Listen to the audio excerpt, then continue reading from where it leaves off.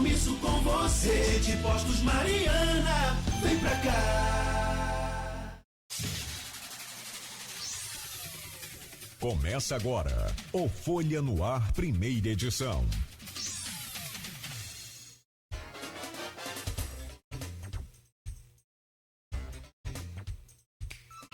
Terça-feira, 13 de maio de 2025. Começa agora pela Folha FM 98,3, emissora do Grupo Folha da Manhã de Comunicação, mais um Folha no Ar. Estamos ao vivo também pelo Face, pelo YouTube, pelo Instagram.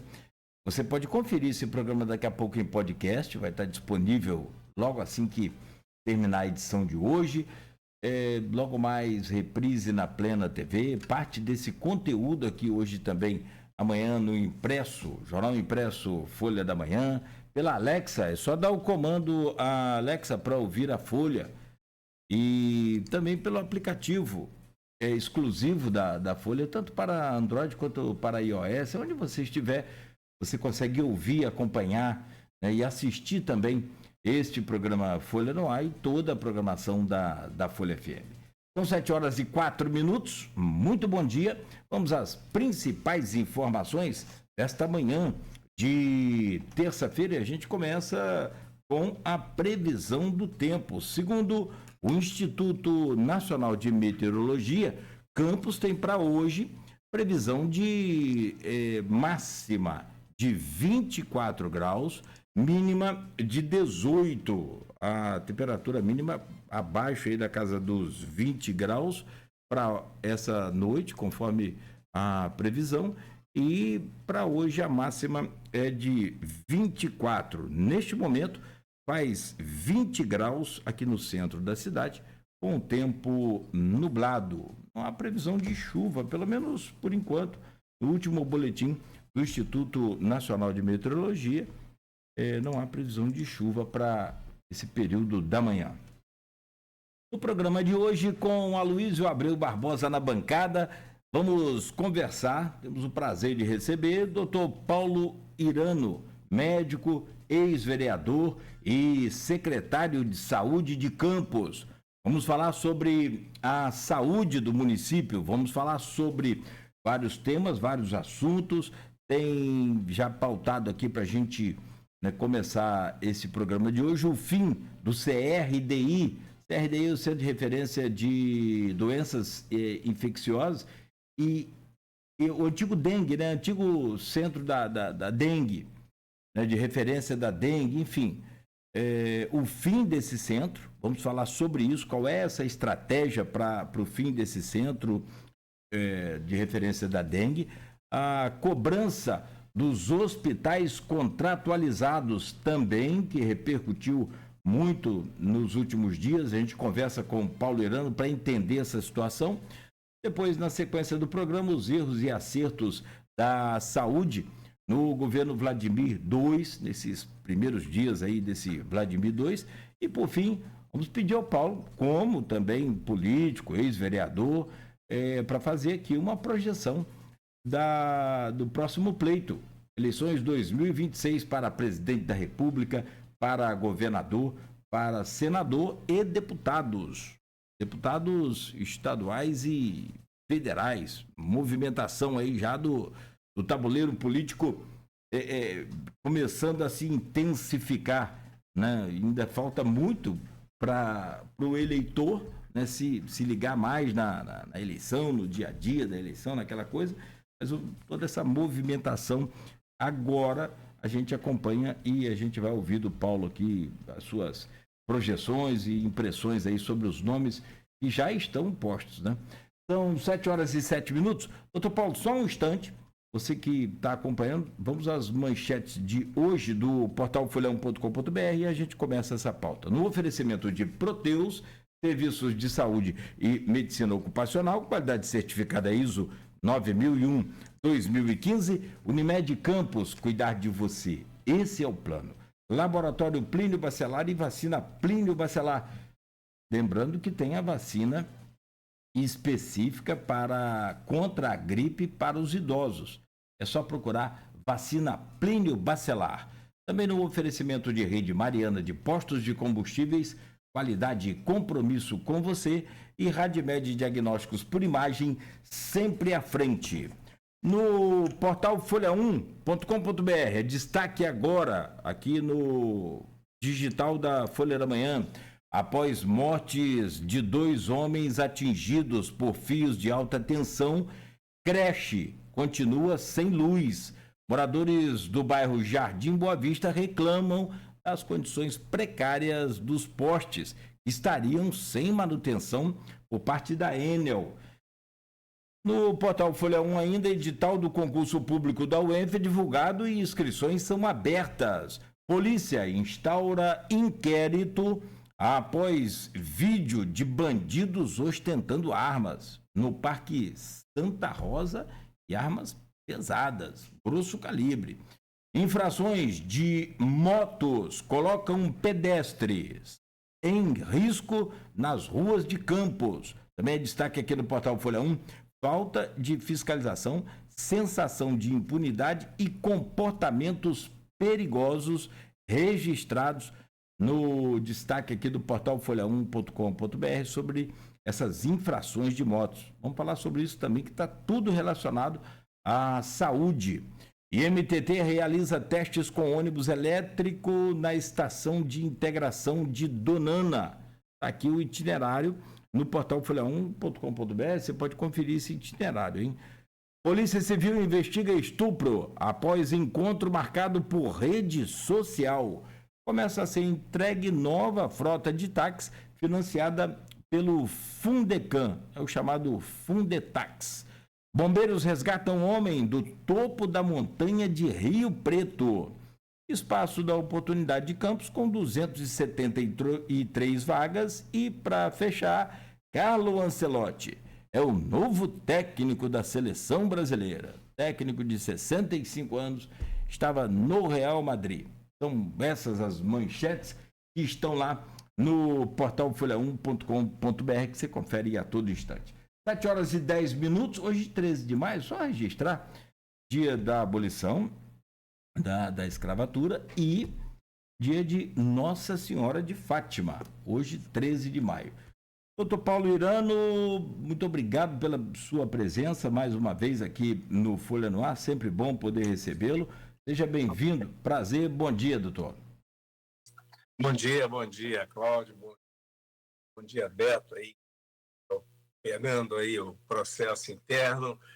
É um prazer muito grande, eu sempre disse, volto a repetir, é um prazer muito grande conversar sempre aí com a Folha, este programa que é um momento importante em que a gente pode trazer vários esclarecimentos relacionados ao assunto em pauta aí. E saúde, como sempre, né, é aquela pauta que chama a atenção das pessoas, em que implica na vida das pessoas, que interfere no dia a dia, e é isso. Né, a gente está aí em vários momentos transformadores como um todo, né? A cidade, o mundo, na verdade, está mudando, o país está mudando, o estado e também o nosso município não seria diferente, né? Então, é isso. Estamos aqui para trazer aí à luz do esclarecimento alguns questionamentos, como você já mencionou aí, Cláudio. Estamos aqui à disposição. Bom ver você aí, Luiz, também, viu? Muito bom. O meu caro Luiz Abreu Barbosa, bom dia. Mais uma vez, sempre bom contar com sua presença aqui. Seja sempre bem-vindo a essa bancada. Nem vou falar em Ancelotti, porque hoje o programa está corrido. Tem pauta extensa para a gente discutir aqui. Depois a gente fala sobre isso. Técnico da seleção que vai precisar de, mais do que ser técnico, vai precisar de criar jogador. Bom dia, Luiz. Bem-vindo aí a essa bancada. Bom dia, Paulo Nogueira. Bom dia, Beto na técnica. Bom dia, Paulo. Ano, obrigado pela presença. Vamos conversar um pouco sobre saúde e política nesses próximos blocos. O nosso bom dia tradicional aos pais de alunos que vão ouvindo enquanto levam os filhos à escola, os professores, taxistas e motorista aplicativo.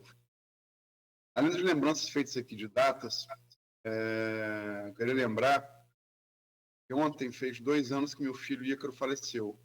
Né? Me acompanhou várias vezes nesse programa, gravou vários flashes da redação com o Cláudio Nogueira, né?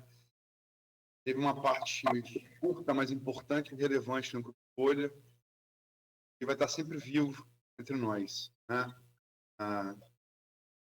Essa coisa um processo, né? O luto ver uma saudade. Meu filho fica Deus, a luz, eu te amo muito. Dito isso, Paulo, vamos para o nosso assunto aqui factual, que dominou as últimas semanas aí. Vou começar pelo CRDI, que é Centro de Referência de Doenças Imunoinfecciosas, né? Chamado inicialmente de Centro de Referência da Dengue. Esse nome ficou até mais popularizado, né? O CRD. Ele funcionou durante 23 anos ali no Plantador de Cana, e aí no final do mês passado, né, no final de abril, foi comunicado pela prefeitura que o centro ia fechar as portas, em nome de uma descentralização do serviço, né, na rede própria, né, e essa descentralização seria uma meta do SUS. E gerou muita repercussão. Você teve médicos, enfermeiros do CRDI que entraram no Ministério Público. Eu queria que você falasse um pouco sobre isso para a gente abrir aqui esse programa. Bem, bom dia a todos aí, todos os ouvintes, né, todos que nos assistem. É um prazer muito grande, como eu disse, é importante que a gente venha aqui esclarecer. Primeiro ponto, Luiz, eu devo aqui dar o meu testemunho em relação ao centro de referência. Meu apreço por o doutor Luiz José, que é o diretor lá, sempre foi, e tivemos aí, ao longo da vida e ao longo da história, tantas interferências simultâneas em conjunto com ele, avançamos, sim, em muitos momentos críticos em conjunto. O que importa é saber e entender no cenário da gestão pública é que, ao mesmo tempo em que a gente está falando do centro de referência, a gente fala da descentralização, da capilaridade da assistência, e isso é importante. Lembrar que Campos, há 4 anos atrás, a gente tinha a maioria das unidades básicas de saúde fechadas, né? Hoje a gente tem mais de 50 unidades funcionantes, ativas, com mais de 60 equipes de estratégia da saúde da família, ou seja, permanentemente abertas e perto da população. Lembrar que Campos é a maior cidade em extensão territorial, então é muito difícil você realmente fazer esta conexão de apenas um foco, que é o centro de referência, quando você tem que atingir uma cidade que tem 100 quilômetros de um lado ao outro. Então, quanto mais você estiver na periferia, quanto mais você estiver capilarizado a assistência, com certeza estaremos dando uma melhor assistência à nossa população. Então, esse é um princípio de base para que a gente possa mudar os investimentos que foram realizados pelo município, pela Secretaria de Saúde, no sentido de aumentar a capilaridade, aumentar a nossa estrutura, melhorar a nossa estrutura, não só a reabertura das unidades básicas com a implantação da estratégia da saúde da família, que é o princípio do SUS, que é a atenção primária em saúde. Então, não estamos falando apenas da assistência, no caso, aí, aos pacientes feitas de dengue, mas também a todas as outras diretrizes do Ministério no sentido da assistência. É você trabalhar lá na ponta com o pré-natal, que também não existia na nossa cidade. Hoje a gente tem um pré-natal alargado na nossa cidade. Desenvolvemos vários projetos em relação à questão das doenças transmissíveis, como a sífilis, como a tuberculose, como o HIV. Ganhamos o selo prata, né, nível nacional, no sentido de um dos passos enormes foi a interrupção da transmissão vertical do HIV, né, entre a mãe e filho, e assim sucessivamente também em relação à questão da sífilis congênita, em que iniciamos um projeto aí de zero, estamos avançando de uma forma muito intensa, isso tudo pela capilaridade que temos a oferecer. neste mesmo raciocínio, no ano passado, Luiz, Cláudio, nós tivemos, os que nos ouvem, nós tivemos mais de 28 mil casos de dengue no nosso município. Tivemos apenas 4 óbitos. Esses 28 mil casos foram, logicamente, atendidos na nossa rede toda. Ali já iniciamos essa descentralização na assistência na ponta, porque a dengue, quando a pessoa não faz um diagnóstico precoce, não é bem orientada, e a gente sempre falou isso, se está com suspeita, a primeira coisa a fazer é uma hidratação generosa. Gente que morre de dengue, além das comorbidades, é porque ele desidrata muito rápido e com isso encadeia uma série de alterações patológicas no organismo, ele acaba não suportando as complicações. Então, quando você hidrata bem o doente, o risco dele evoluir mal é muito menor. E foi isso que nós fizemos no ano passado. Então, a capilarização, a descentralização assistencial, ela já se mostrou eficiente, né? E nesta eficiência nós tivemos um resultado fantástico, com um índice de óbito de 0,000, porque nós tivemos 4 óbitos em 28 mil casos. Então, mostra que é possível você descentralizar. Muito bem, este é, então, o panorama da descentralização em que nós estamos, na verdade, avançando em utilizar mais as nossas estruturas públicas, de forma que a gente possa não só otimizar, aumentar a assistência na periferia, na capilarização, como também reduzir custos operacionais. Então, essa é a dinâmica toda que eu posso aqui afirmar que a gente vai estar, sim, preparado. Essas equipes todas da ponta que nós falamos, nas unidades básicas, das UPHs e nossos próprios hospitais, todos eles estão preparados, porque nós trabalhamos isso muito no ano passado. Então, a gente reativa esse processo para que a gente possa, então, dar, logicamente, continuar com assistência eficiente para a nossa população. Ao mesmo tempo, eu também não que eu esteja feliz com essa mudança, eu diria, de fluxo. Nós não estamos interrompendo a assistência de forma alguma, nem seríamos levianos para isso, né? Mas a gente está mudando o fluxo assistencial. E com todo o respeito que eu tenho, já disse aqui, reforço também, o CRD é um centro importante, sim, sempre foi, né? Dr. Luiz José conduz aquilo de forma magistral, eu diria, mas é um momento de realinhamento, de adaptação. Isso tudo em decorrência de uma série de fatores. Todos nós sabemos o cenário mundial, né? A gente vai passar por um momento, e é o que a gente está também prevendo, né? E redimensionando uma série de ações por conta do cenário que a gente tem aí pela frente. A gente vai ter um cenário que está complicado, eu diria assim, em termos de você ter certeza do que vai acontecer amanhã. As projeções, não só em nível mundial, nosso país está com problemas de caixa, problemas financeiros, e isso vem repercutindo aqui, inevitavelmente. Essa queda dos royalties, a queda do barril do petróleo, pelas alterações e volatilidade desse mercado externo, está levando a uma perspectiva de um futuro próximo. Daqui a 6 meses, não, daqui a 2 meses a gente vai ter uma queda na arrecadação dos royalties já significativa. E nós, Campos, dependemos desses recursos para manter essa estrutura, que eu digo hoje, extremamente gigantesca. Campos, o que nós oferecemos de estrutura em termos de saúde pública, ela é gigantesca. Então, é preciso otimizar, não precisar ficar dobrando o serviço, quando você pode resolver, né, dentro de um caminho em que você otimize, em que você reduza esse custo.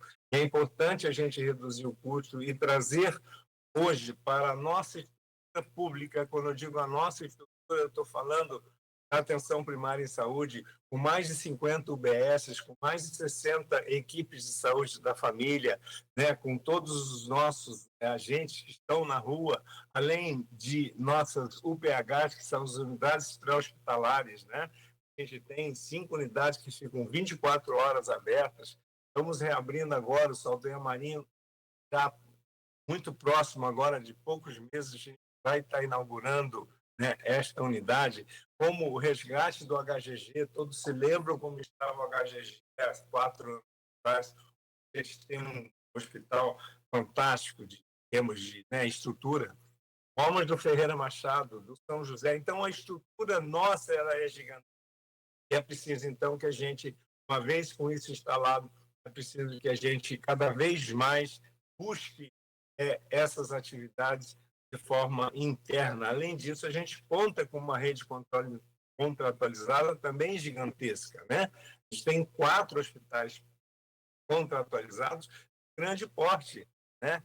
E precisamos deles. Mas é importante que a gente consiga ir redistribuindo essas atividades de forma que a gente possa melhorar, logicamente, sempre visando a melhoria da assistência, mas temos sim que pensar em termos de gestão pública na otimização dos serviços com redução desses custos. Nós tivemos, num determinado momento do governo, né, uma aplicação de recursos muito gigantesca, que foi se multiplicando. E saúde é sempre assim, quando você abre uma porta, ela normalmente só vai abrindo mais, só vai se multiplicando, né? Então é preciso que a gente tenha essa visão, imaginar o que pode acontecer lá no futuro, para mitigar os danos que possam surgir pela falta, inclusive, de aporte financeiro das fontes que normalmente nós temos, e uma delas sempre foi importante, continua sendo importante. Nós que temos que buscar essa diversificação, mas ela é ainda importante para o nosso município, para a nossa região, enfim, todos que estão na cadeia do óleo e gás e que produzem, né, o petróleo, produzem o gás, a gente depende disso ainda. E o cenário não está favorável para os próximos tempos em relação à questão desses recursos advindos dos mais. Vai haver uma diminuição. Então, mais ou menos, Luiz, é isso. É importante que entendam o cenário como um todo. Não é um ponto apenas, né? Ah, não, está fechando isso. Não é uma razão única. São inúmeros fatores conjugados e a gente tem a responsabilidade em, logicamente, garantir essa assistência, garantir que precisamos ter, né, essa gestão, nos possamos efetivamente assistir a população, também otimizando, né, os nossos recursos. Mais ou menos é isso, espero que possa ter respondido aí. E aí vem vários detalhes, né, que existem realmente em cada serviço, em cada assistência, né? A gente pode aí discutir isso. Só para pontuar essa questão do CRDI, isso me faz lembrar, Luiz também sabe bem, a gente acompanhou muito aqui de perto, intensamente, o fechamento do CCC, Centro de Combate e Controle do Coronavírus, que foi implantado no governo de Rafael Diniz ainda, quando tivemos o início da pandemia. E, claro, gerou também rede pública. Quando você fecha alguma unidade, sempre gera uma demanda, gera uma reclamação grande, a exploração política, tudo bem, mas eu acho importante o senhor pontuar pelo menos 2 coisas.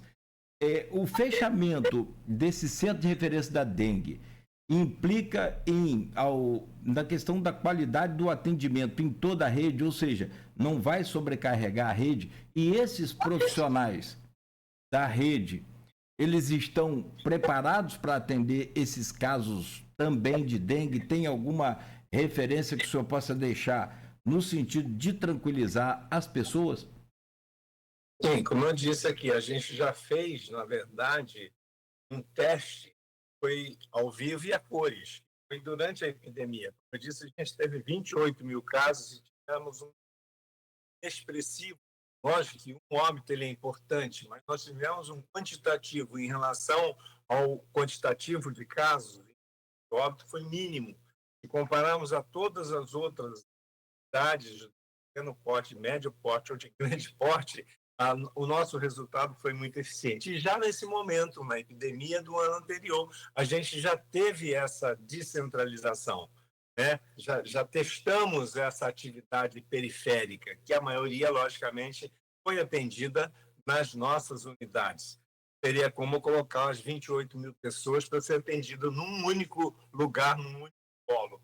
Aí sim você cria o caos, né? Então é preciso haver essa descentralização. Então eu garanto que a gente vai ter o mesmo sucesso que tivemos no ano passado, nesse novo modelo, nesse novo fluxo, no momento até porque, graças a Deus, nós estamos em uma nova epidemia, né? Há hoje a imunidade coletiva da nossa população, ela já está consolidada em relação ao vírus circulante. Pode acontecer de um novo momento em que vir aí o vírus 3, né, o tipo 3, que possa realmente atingir uma população que ainda está vulnerável. A gente tem outros fenômenos que estão chegando, como é a vacina. Campos agora vai entrar no rol da imunidade contra a dengue, né? Essa vacina nova. Teremos em breve a vacina do Butantan também aprovada e distribuída no nosso país e, logicamente, no nosso município. Então, acho que os cenários eles vão caminhando, eles vão se modificando, né? E, digo, a gente está sempre muito atento a tudo que acontece, e assim deve ser, né? A gente tem um sistema de vigilância em saúde muito eficiente, né? Elogiado pelo próprio Estado, enfim, que a gente fica muito atento nas doenças emergentes, nas novas doenças, ou no ressurgimento de doenças antigas, como é a própria dengue, enfim. Tivemos aí novas doenças aí que surgiram no meio do tempo. Mas é isso, a gente está preparado sim, com certeza não haverá desassistência da nossa população.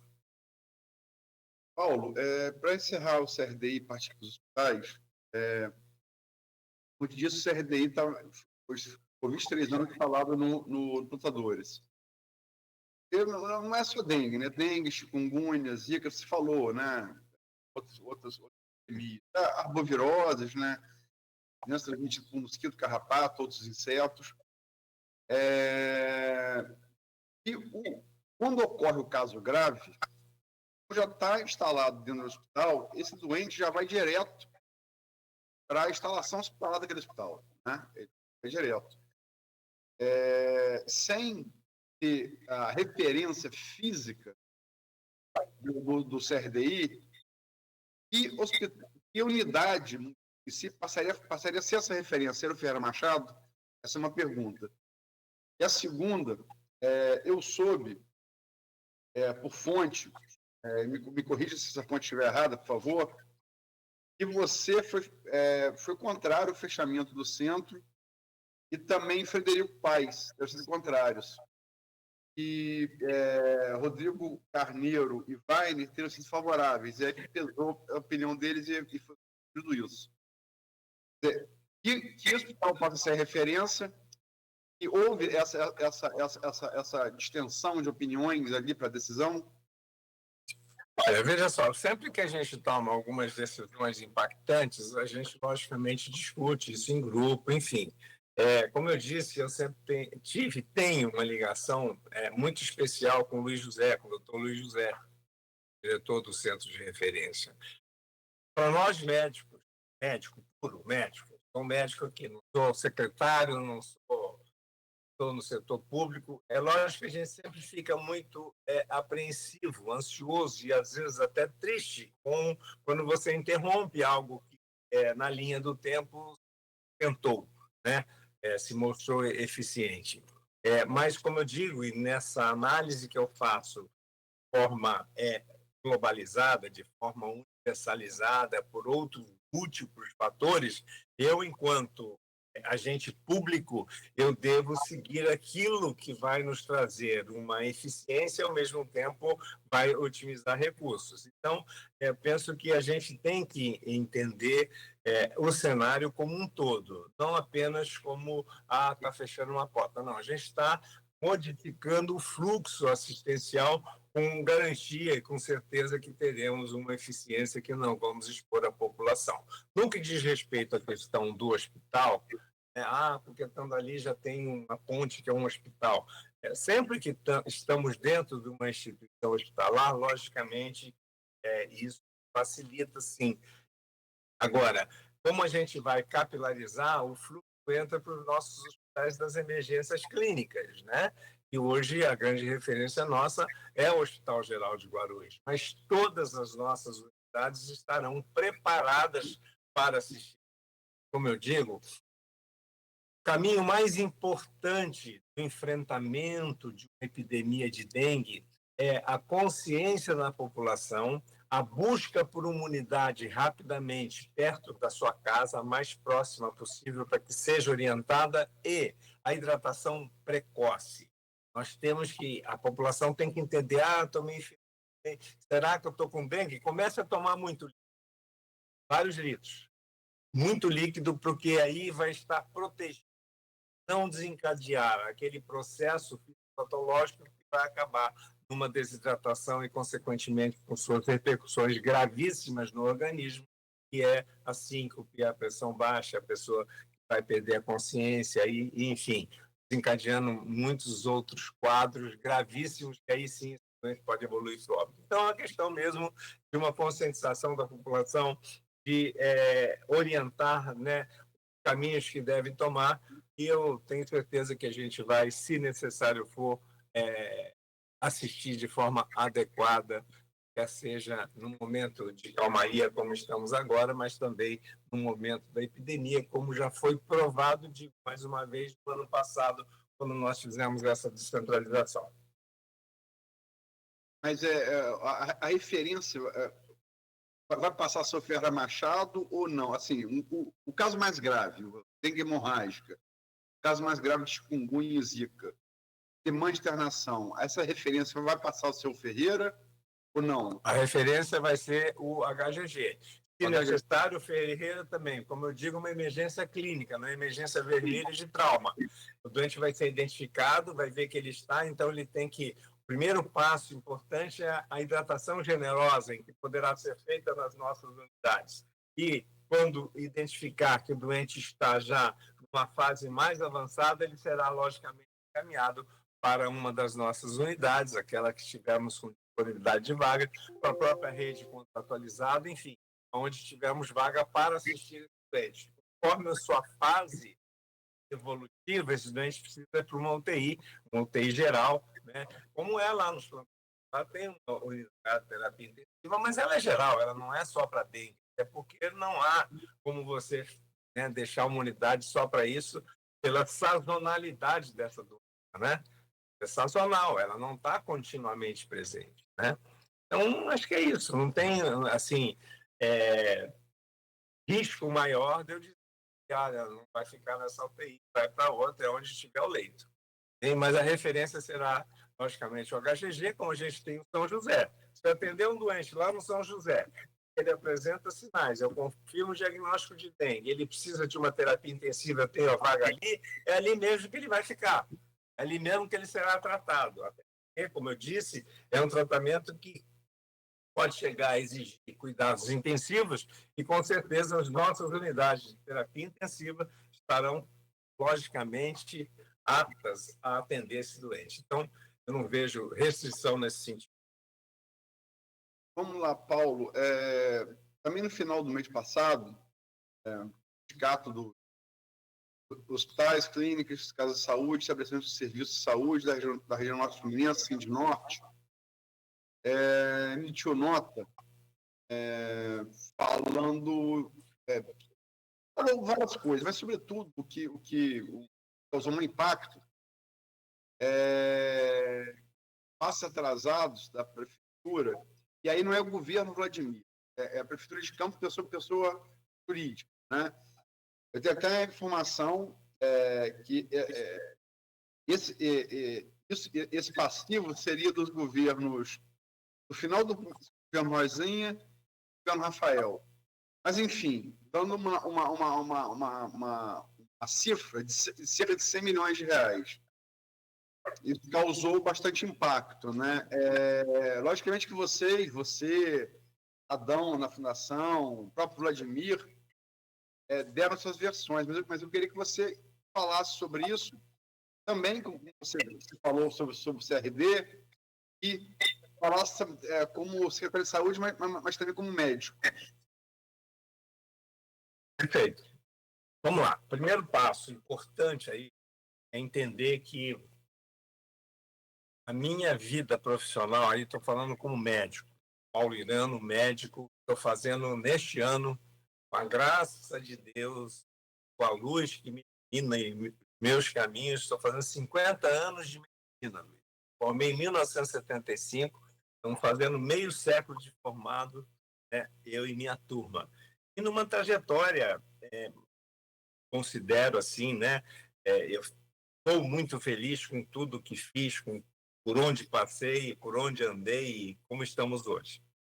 O que eu quero dizer isso? É para que todos entendam e considerem o respeito, a admiração e o agradecimento que o município, que nós todos devemos ter com a classe médica.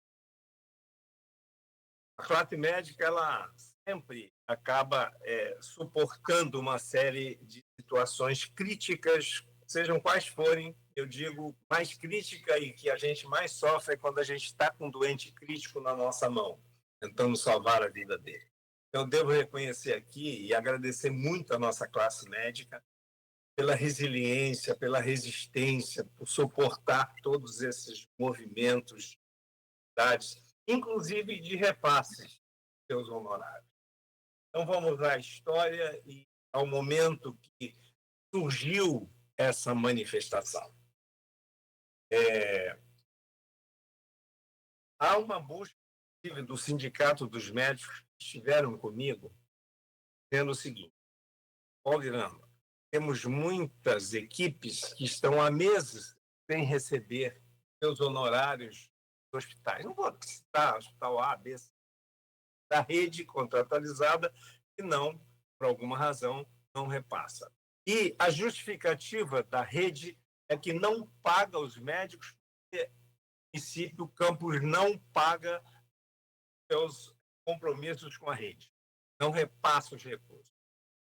É preciso entender que campus e a gestão da saúde, nós temos recursos federais ligados diretamente ao Sistema Único de Saúde, onde a gente tem aquela habilitação de serviços A, B, C ou D que prestam essa assistência e são remunerados pela tabela do Sistema Único de Saúde. Isso é em nível nacional.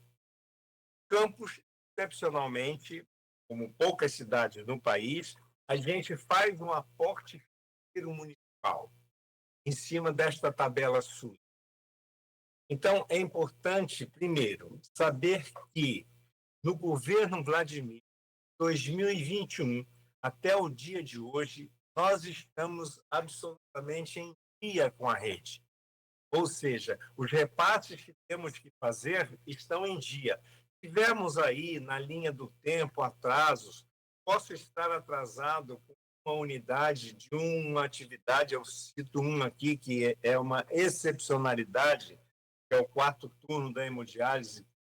Na época que tivemos um problema num outro hospital, o Hospital Dr. Beda se prontificou a ajudar o município, a ajudar as pessoas, os pacientes, e abrir um 4º turno.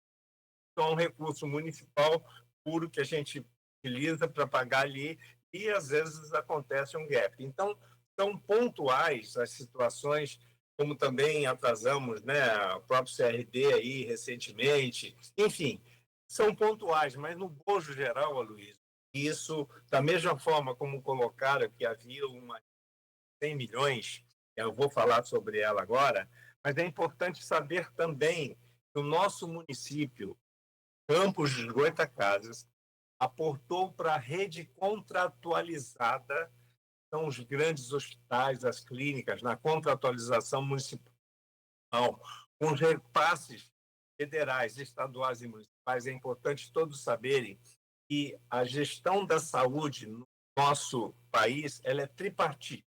É isso. Nós temos regras e definições e diretrizes que são 3 esferas: da esfera federal, da saúde, da esfera estadual, da Secretaria Estadual de Saúde, e da esfera municipal, que é a Secretaria Municipal de Saúde. Então, uma conjunção de responsabilidades, ações e financiamentos que diz respeito às 3 esferas. Então, para que todos também tenham consciência de que, como eu digo e repito agora, neste período do nosso governo, de 2020 até o dia de hoje, nós já repassamos a rede contratualizada. As cifras, eu atualizei isso, porque iríamos falar sobre isso.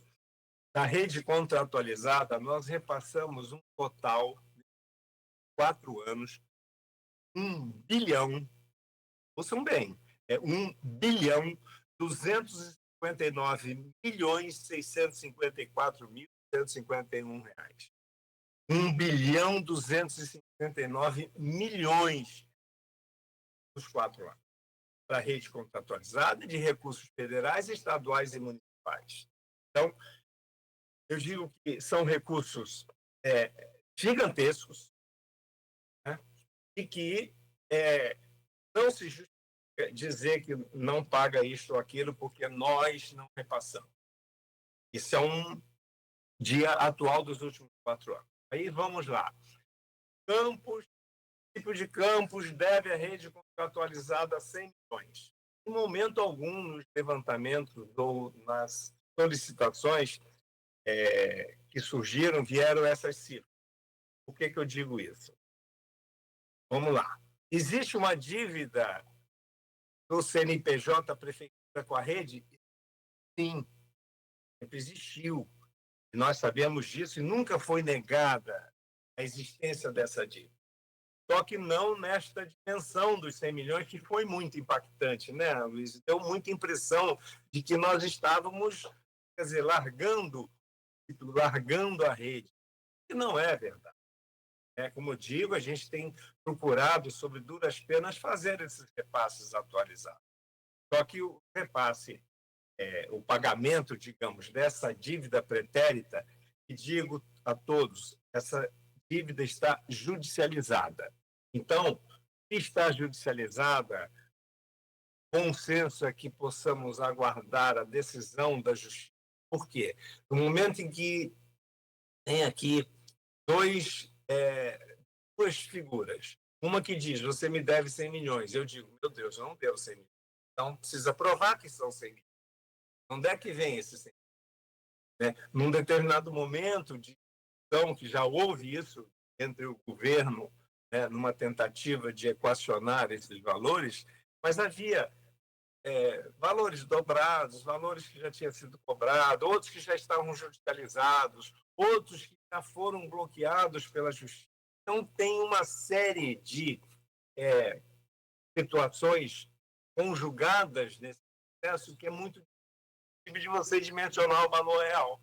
Por isso é preciso um terceiro olhar, uma avaliação da justiça que é completamente isenta para definir o que é que realmente deve entre o município de Campos e a rede contratualizada. Uma vez definindo judicialmente, uma vez que já está judicializada, tenho certeza que haverá uma determinação do cumprimento, ou bloqueia, ou paga, ou negocia esse pagamento, enfim. Este momento há de acontecer, né? E é o que eu penso, então. Nós temos uma dívida, sim, pretérita, dos outros governos. Sim, temos. Qual é esse valor? Aí é que começa a discussão. Qual é esse valor? E este valor deverá ser apontado, definido, uma vez judicializado, pela Justiça, que vai determinar o valor correto, o valor e a forma a ser saudado esse valor. Então, o cenário é esse. A gente tem 2 momentos. O momento atual do município, o momento atual da prefeitura, o momento atual de repasses. Volto a dizer, repasses executados nos 4 anos são da ordem de 1 bilhão 259 milhões de reais. É um valor muito significativo. A ordem aí, a cada ano, a faixa aí de 280, 300 milhões, ela é variável, sabe? Porque tem várias fontes de repasses para as... São 314 milhões 750 mil ano. É variável. Tem ano que é um pouco mais, um pouco menos. Tem IPCA. Emendas. Tem várias. Tem incentivos estaduais que tivemos no início do governo. Esse ano que passou não tivemos praticamente nada. nada, absolutamente nada do Estado. Então tem todo um cenário que ele anda conjugado, mas tem as suas particularidades, né, Luiz? Série de situações que acabam interferindo realmente, né, na questão aí de quantitativo de recursos. Essa que é a verdade, né? Mas a gente está mantendo, graças a Deus a gente consegue manter e lembrar que temos também o maior respeito, como eu falei, dos médicos. Eu falo das instituições. As instituições filantrópicas, mesmo privadas, que ajudam a assistir a população, são de uma extrema importância. Podemos abrir mão de ninguém, não. A gente faz um movimento necessário de ajustes, que tem que existir, tem que fazer. Cada vez mais, entendam que cada vez mais que o município se empodera na sua estrutura, quando eu posso oferecer mais exames, quando eu posso oferecer maior acesso, quando eu posso oferecer mais leitos, isso tudo me permite aliviar um pouco essa sobrecarga das instituições, aliviar um pouco o caixa para que a gente possa utilizar na rede própria, né, para poder melhorar a nossa rede própria. Então, é uma dinâmica muito grande. Eu costumo dizer, sabe, Luiz, sempre digo isso, o gigantismo da saúde ela é incalculável e a sua complexidade é inimaginável para quem está fora dela. Ninguém consegue dimensionar um recurso repassado à rede dessa monta em 4 anos. Nessa dimensão de valores. Isso aqui é maior do que orçamentos aí da grande imensa maioria dos municípios do país, que a gente aplica só na saúde. Doutor Paulo, desculpa interrompê-lo. Essa crise voltou, ou pelo menos recomeçou, porque, como o senhor disse, é uma dívida pretérita, depois de uma denúncia de pagamentos de salários atrasados na Santa Casa. Aliás, o blog Ponto de Vista do Cristiano noticiou isso aqui no portal Folha 1. E aí gera uma preocupação com toda a população no sentido de esses hospitais contratualizados de alguma forma não atenderem ou deixar de atender algum serviço ou todos os serviços. Existe algum entendimento hoje no sentido disso não acontecer? E até que essa dívida, então, seja resolvida, existe alguma possibilidade de acordo para pagamento dessa dívida extra-justiça, por exemplo? A dívida pretérita? Pretérita, sim. Então, penso que o momento em que se encontra, ela está judicializada, Cláudio. No momento, eu digo a você que a gente luta muito para que mantenhamos o pagamento do movimento ativo, né? Não há, nesse momento, possibilidade, eu diria, inclusive financeira, para assumir mais recursos ou mais obrigações que não sejam as que estão vigentes, do que está no movimento vivo aqui, do dia a dia, né? Porque as instituições continuam produzindo, continuam atendendo, interrompeu esse final de semana por uma razão, na outra semana por outra razão, e a gente tenta, logicamente, suprir essas necessidades. Vou dar como exemplo aqui, Cláudio, o que não pode parar, a própria ortopedia. A ortopedia, a gente tem hoje, eu diria assim, uma explosão de demanda da questão da traumatortopedia. Nesta semana que passou, em 2 horas e meia, quase 3 horas, a gente teve 5 acidentes graves de moto. 5 em 2 horas. Então, a gente tem era uma média de 10 acidentes por dia de motocicleta na linha do tempo. A gente já passou de 10 para 15, hoje chega a 20, às vezes, acidentes por dia. Então, para você dar vazão a essa demanda, você tem que estar preparado na sua estrutura, que é o nosso grande hospital, que é o Ferreira Machado, que é o Hospital do Trauma, como também da rede. Todos os 4 hospitais têm essa obrigação, né, de dar vazão a isso, essa contratualização nossa. Mas a maior delas é a Santa Casa. Então, a Santa Casa, ela tem uma estrutura ali em que de um compromisso, né, que temos na própria contratualização, de um quantitativo de dias das equipes e tudo mais. Então, são serviços que realmente, quando você, por alguma razão, fica no gap de semanas, dias ou mês, já causa um impacto imediato. Fica nessa luta sempre de se manter atualizado no repasse desses recursos. Então, estou dando assim uma dimensão de como que é difícil mesmo você gerir tantas situações de maiores complexidades, eu diria, porque não é você querer ou não querer, o doente chega de qualquer maneira. Você não tem como segurar isso.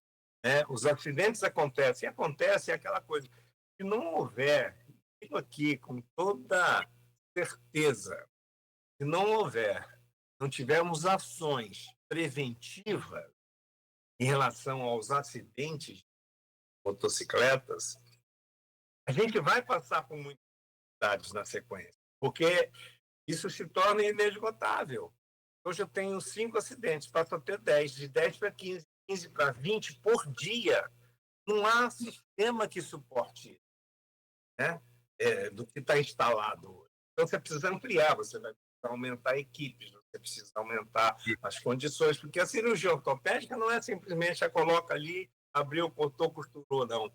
Todas elas precisam de prótese, todas elas precisam de placas, precisam de próteses complexas, às vezes com placas especiais, de um custo elevadíssimo até, né? Então, é toda uma dinâmica que é preciso entender isso. Mas para fechar essa questão, para deixar claro e para que possa consolidar esse raciocínio, que não fique dúvidas em relação àqueles que nos assistem, menos da população, é que o município, no momento, se encontra rigorosamente em dia. Algumas, na linha do tempo, teve um mês que faltou, que demorou para pagar, mas todos os anos, 12 pagamentos dos recursos federais, como dos recursos municipais, para toda a rede contratualizada. Existem valores, às vezes, que entram em auditoria, isso tudo faz parte do dia a dia, a história da glosa, e aí repõe, isso tudo existe. E esses serviços, eu diria, especiais, que são recursos especiais do município. Em relação à dívida pretérita, ela existe sim. Hoje, já judicializada, nós não temos essa dimensão de que foi colocada, foi externalizada pelo sindicato, né, que congrega principalmente os 4 grandes hospitais.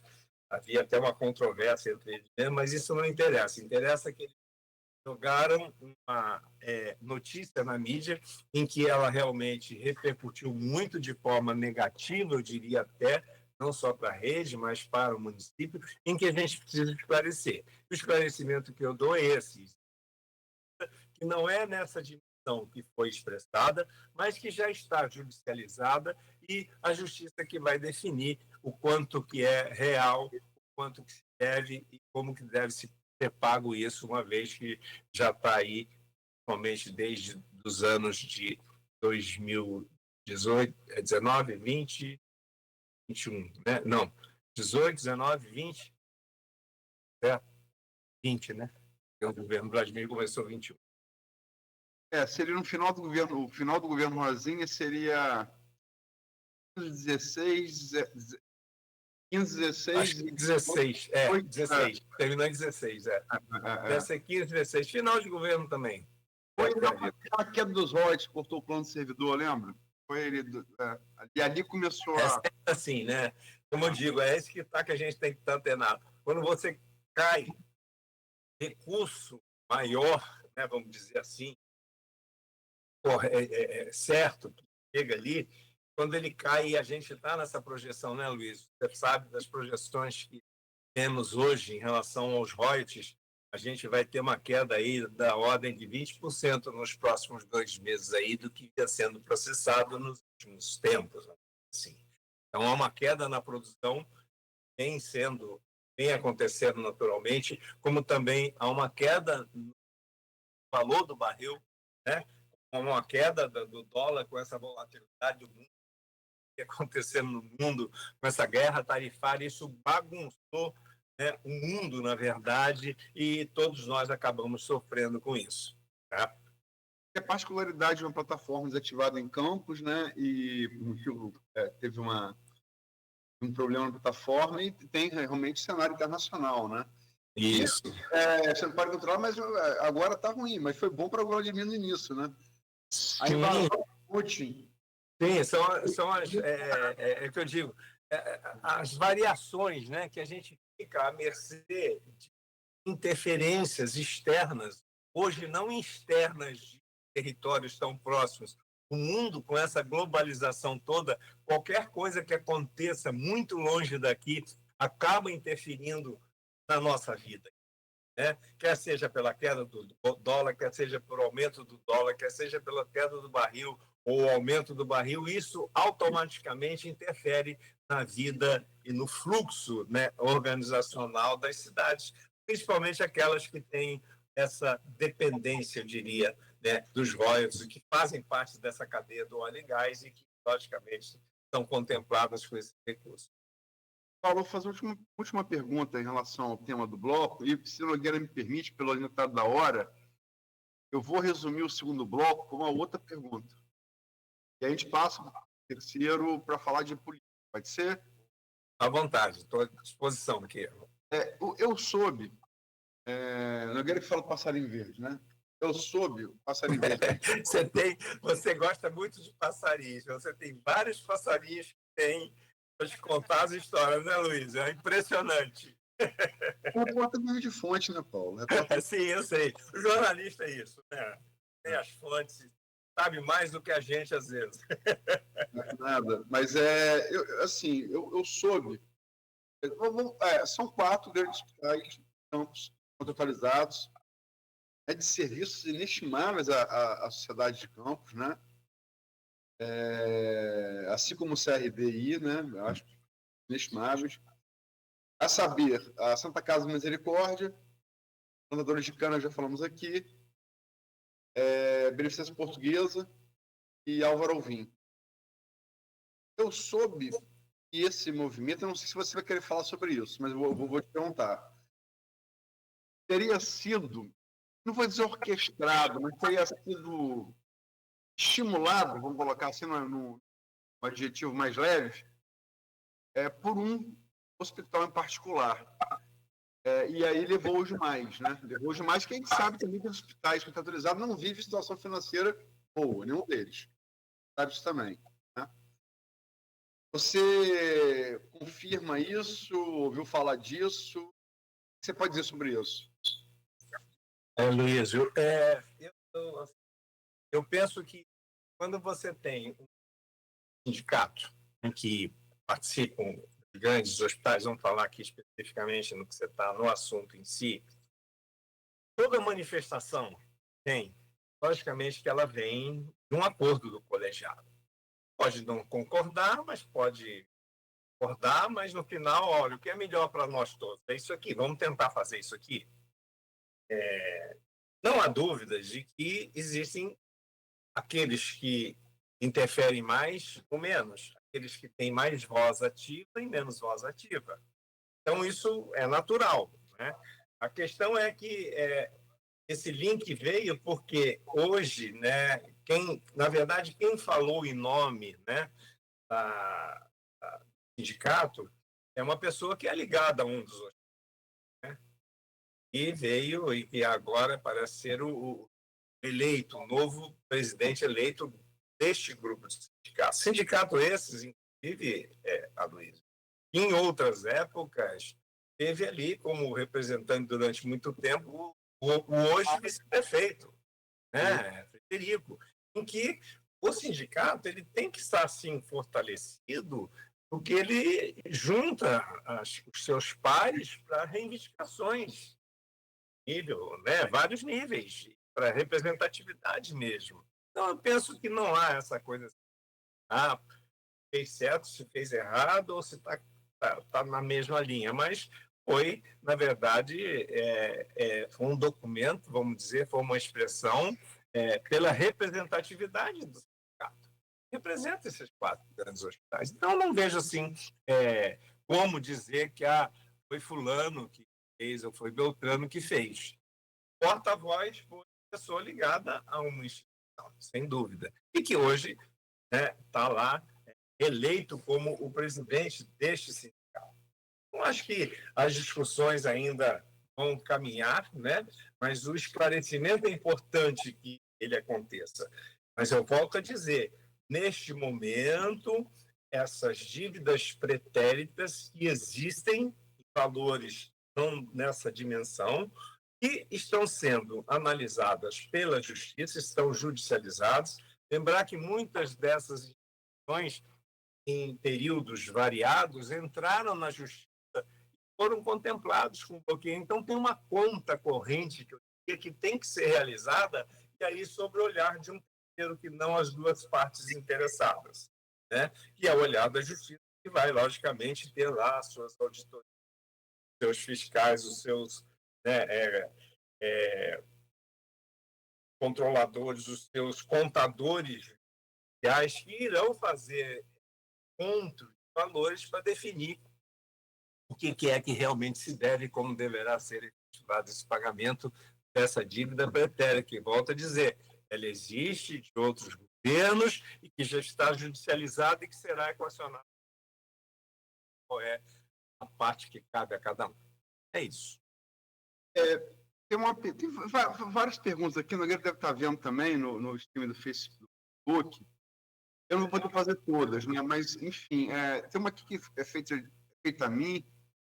O Luiz Carlos Duarte Peçanha coloca aqui, não é uma pergunta, é afirmação, né? É uma sugestão. A Luiz, vai aos hospitais HGG, HFM, São José e você verá a realidade da saúde pública de Campos. Eu vou dar um testemunho. Eu estou rapidamente, eu estou com um amigo que está internado há mais de um mês na UTI da Ferro Machado. Então, tenho ido lá, né, como visitante, né, anônimo, ou como jornalista, e andado no Ferro Machado. Eu não vi corredor, cansei de ver abarrotado de gente, e a UTI do Ferro Machado é uma coisa, eu acho, de grande elogio. Toda vez que eu estive lá, os parentes dos doentes, passa o médico plantonista, o psicólogo dando assistência um por um. São vários leitos. Vários leitos. Eu posso dizer, eu tive não tive no HGG, eu não tive no São José, mas no Luiz Carlos eu tive, tenho estado no Ferreira, e o que eu vejo é isso. Eu estou dando o que eu vi. Não fui lá como repórter, fui como amigo de uma pessoa internada. Dito isso, Paulo, o Arthur Borges também aqui mandou um abraço, está ouvindo aqui também a entrevista, né? Bom dia, doutor Paulo Santos, sempre muito focado em didático, na exploração das ações da saúde. Abraço para o Luiz e Cláudio. Tem várias outras perguntas aqui, mas a gente falou muito do royalties, né? Royalties e tal. Falando também, você como médico, da importância da classe médica. A gente teve 2 médicos prefeitos de Campos, né, em sequência. Foram Arnaldo Viana e Mocaibe. E, por coincidência, foi um período em que em Campos viveu a situação que hoje vive Maricá e Niterói. O boom dos olhos. Arnaldo médico, logicamente que não tem como dizer. O cara que é médico, ele vai ter mais carinho pelo setor do que quem não é. É óbvio. Vai ter quando alguém adoece da família. Médico não, o médico está dentro daquilo ali. Essa complementação de tabelações foi feita por Arnaldo, por Mocaibe, 2 médicos, estavam no período das vacas gordas. Agora, esse período nunca mais vai voltar a existir em Campos. Nossos campos são maduros. Como é que você projeta, Paulo, manter essa estrutura? A estrutura de saúde cresceu muito nos governos Arnaldo e Mocaibe. E manter ela de lá para cá tem sido custoso com a queda da arrecadação. Como é que você projeta isso para o futuro? Então, vamos lá. Eu diria que algumas respostas a gente dá no meio de operações já foram colocadas, né? É preciso otimizar o processo. É preciso, cada vez mais, você trabalhar essa otimização e, ao mesmo tempo, tentar fazer dentro das suas unidades, potencializar as suas unidades de forma que você possa reduzir o custo interno, né? Por quê? Para o município, a gente não tem complementação do nosso custo. Para as instituições, a gente tem um valor de contribuição significativa do município, né? Então, é preciso entender que precisamos avançar em otimizar, em regular melhor as coisas. Foi sendo, você falou muito bem, Luiz, essa potencialização da assistência à saúde, que veio desde lá do governo Arnaldo, só vou corrigir ou complementar, modelo de contratualização, modelo de aporte financeiro municipal, ele era feito de uma maneira até então, até 2008, 2009, quando a gente entrou, tive a honra de ter sido secretário no início lá do governo, primeiro governo Rosinha. Mudou a forma do governo Rosinha, né? Mudou a gente mudou porque era um valor fixo, tipo um cheque em branco para a gente. Perfeito, era um valor X que era passado para eles. Já era esse aporte financeiro municipal, em que nós transformamos esse aporte em serviços.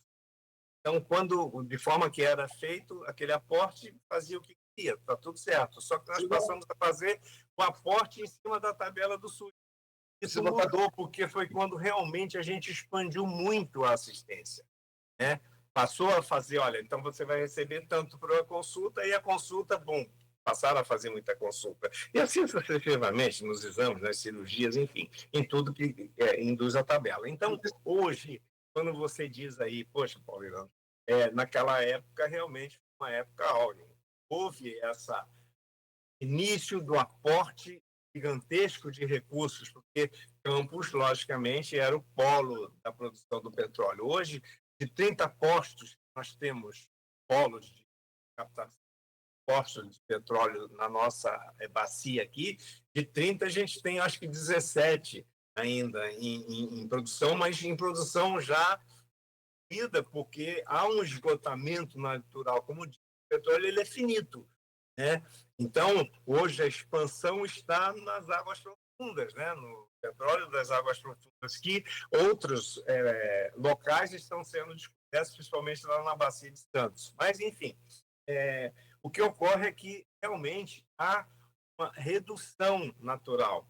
Você fez uma comparação muito clara com hoje Maricá. Maricá está na explosão de tudo, não sabe nem onde coloca tanto dinheiro. Então, realmente é um polo gigantesco, né, de produção e, ao mesmo tempo, um território muito pequenininho, né? É igual São João da Barra. São João da Barra, percentualmente, recebe muito mais royalties do que Campos, pela sua população, pela sua extensão territorial e pelo que recebe.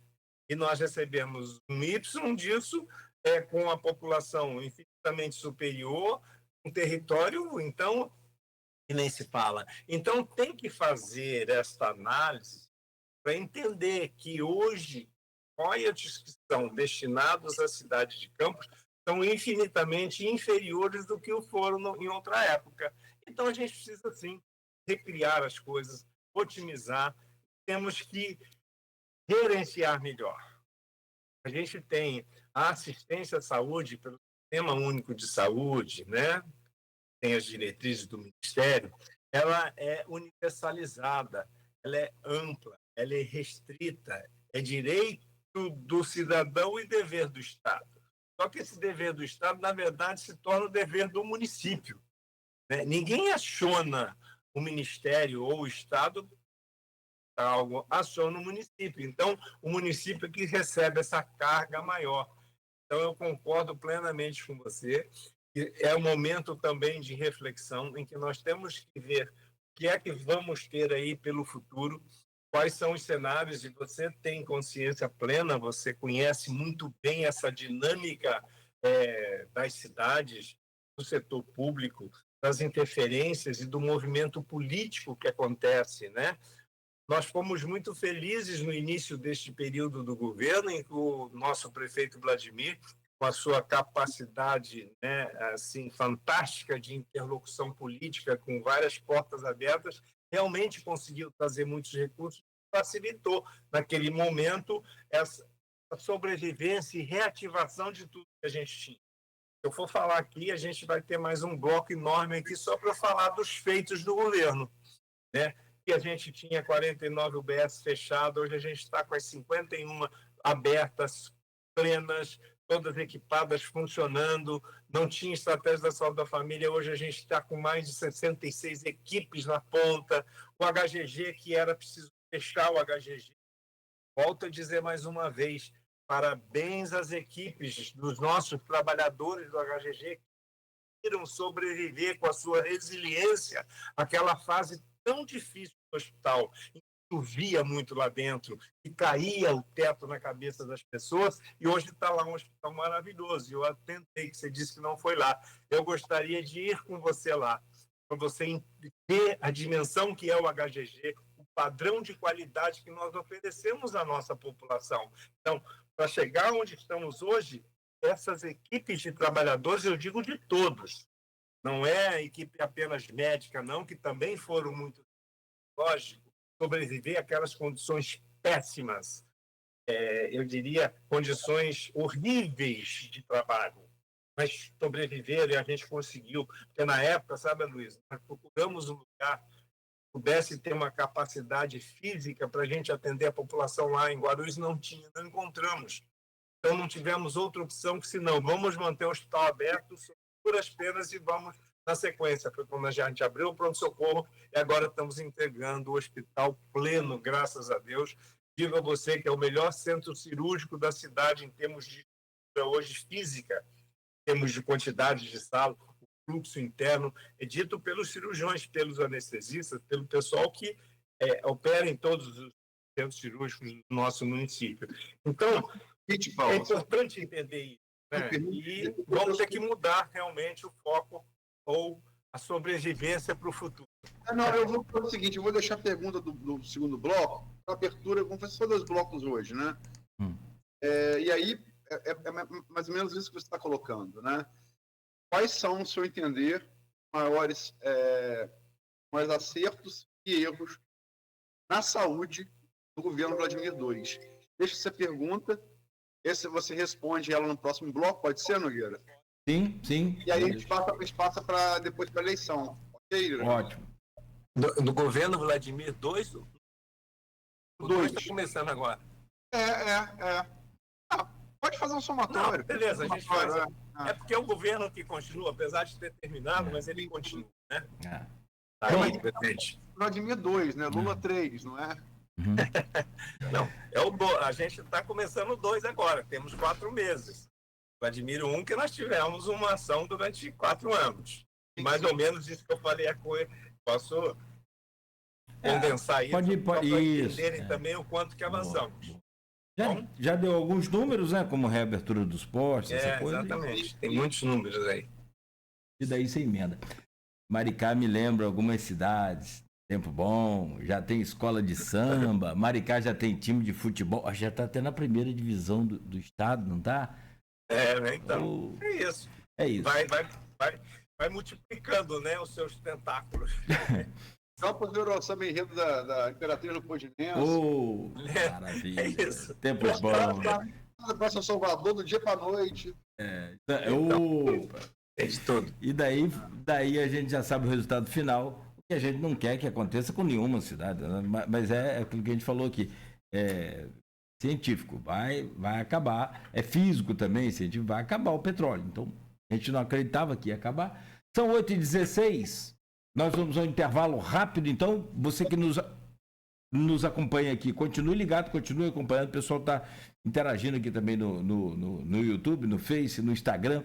A gente volta a seguir com a Luiz Abreu Barbosa na bancada. Estamos conversando hoje com o médico, ex-vereador e secretário de Saúde, Dr. Paulo Irano, no Folha no Ar, que tem o oferecimento de Proteus, Unimed Campos, Laboratório Plínio Bacelar, Vacina Plínio Bacelar, Rede Mariana de Postos de Combustíveis e Radmed Diagnósticos por Imagem.